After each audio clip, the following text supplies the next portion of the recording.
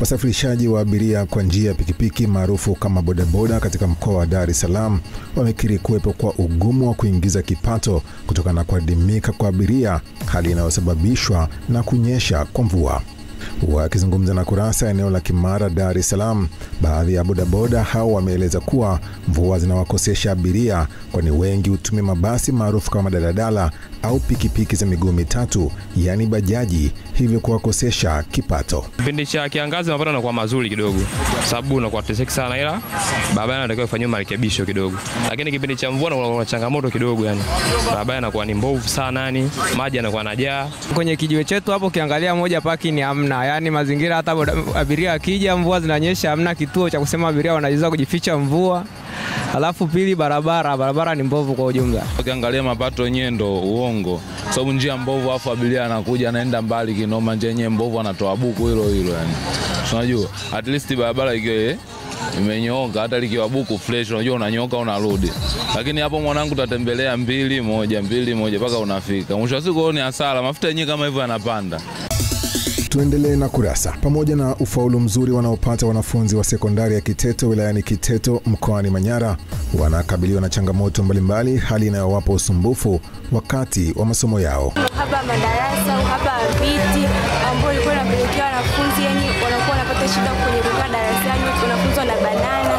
Kwa mfano kama kwenye kipindi cha mitihani, wanafunzi wanapata tabu kufanya mitihani. Katika matokeo ya kidato cha 6 2024, shule yetu ilifaulisha kwa 100%. Wilaya yetu hapa ni ya wafugaji kwa sana.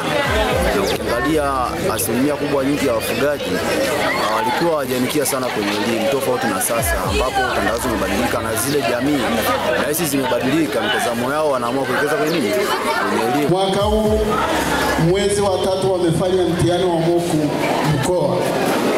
Shule imekuwa ya 7 kati ya shule 30. Tumalizie Kurasa kwa hili. Wananchi jijini Dar es Salaam wameshauriwa kufanya mazoezi ili kuepuka changamoto mbalimbali za afya, ikiwemo magonjwa yasiyo ya kuambukiza.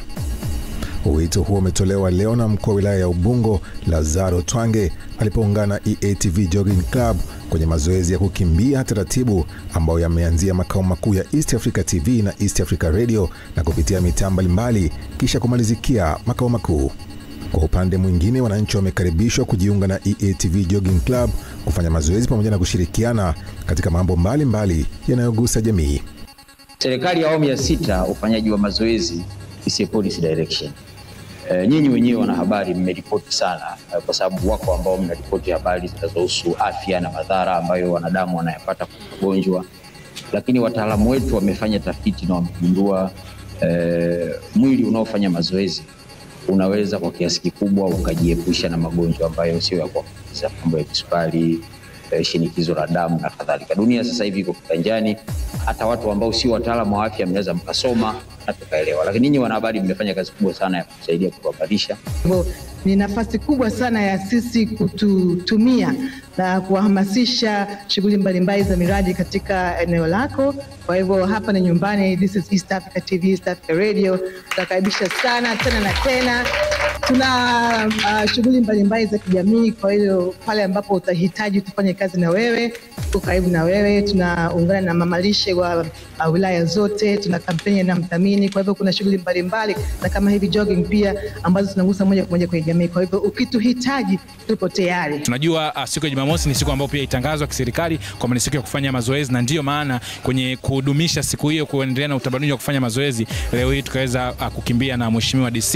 Ni jambo zuri, ni jambo kubwa kwa sababu linaendelea kuimarisha zaidi mahusiano na Mheshimiwa DC. Tunajua ana wananchi wake ambao wanasimamia, ambapo kwa kiasi kikubwa sisi ndio mabalozi. Kwa hiyo ni eneo la ushirikiano na kuhakikisha kwamba mazoezi yanaendelea kufanyika. Ndio maana tunasema sisi EATV Jogging Club tukiwa tupo na wadhamini wetu, maji ya kunywa Kilimanjaro, maji ya kuaminika kila siku, tunahakikisha watu wanafanya mazoezi kila siku, lakini pia wanakuwa wanapoza miili yao kwa kupata maji ambayo yanahakikishia usalama wa afya yao, ambayo ni maji ya kunywa ya Kilimanjaro.